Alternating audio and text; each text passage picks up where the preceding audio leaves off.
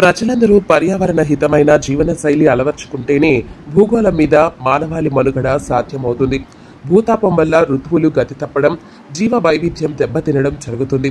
ఫలితంగా వ్యాధులు పెచ్చురిల్లుతాయి. దీనిని అరికట్టడానికి అందరం కార్బన్ ఉద్గారాల విడుదలను నియంత్రించడం, చెట్లను పెంచడం వంటి కార్యక్రమాలు చేపట్టవలసి ఉంది. ఇంధనాన్ని, నీటిని పొదుపుగా వాడుకోవాలి. సొంత వాహనాల వినియోగం తగ్గించి ప్రజా రవాణాకు అధిక ప్రాధాన్యత ఇవ్వాలి. సహజ వనరులను కొల్లగొట్టడాన్ని నివారించాలి. ప్రపంచ పర్యావరణ దినోత్సవం సందర్భంగా బుధవారం ఫోరం ఫర్ బెటర్ బాపట్ల ఆధ్వర్యంలో గోడపత్రులను విడుదల చేశారు. పర్యావరణాన్ని పరిరక్షిస్తామని విద్యార్థులు ప్రతిజ్ఞ చేశారు.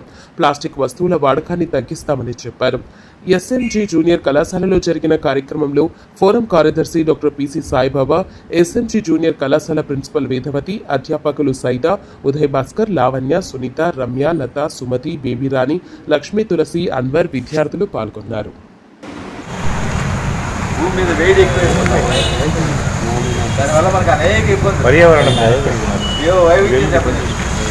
రకరకాల జబ్బులు తాపం పెరగడం వల్ల సముద్ర మట్టాలు ఈ లెవెల్స్ పెరుగుతుంది. ఆ దగ్గర ప్రాంతాలన్నీ ముందులో ఋతువులు గతి తప్పుతాయి. అంతా ఎండాకాలం. మరి 12 నెలలు ఇంతకుముందు వానాకాలం, వర్షాకాలం, శీతాకాలం అనుకునేవి లేకుండా ఎండాకాలం మొత్తం 8 నెలలు ఎండాకాలం. ఈ ఋతువులే లేవు. ఋతువుల క్రమం దీనందరికీ పర్యావరణ ఉద్యోగం. మనం ఏం చేయాలి? ఈ పర్యావరణం ఉద్యోగం కాకుండా ఉండాలంటే బాగా మొక్కలు నాటి, నీటిని, ఇంధనాన్ని పొదుపుగా వాడుకోవాలి.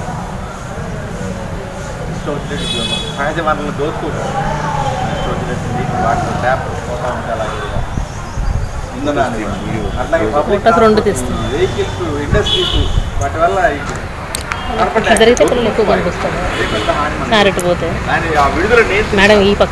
వాహనాల వినియోగం తగ్గించాలి.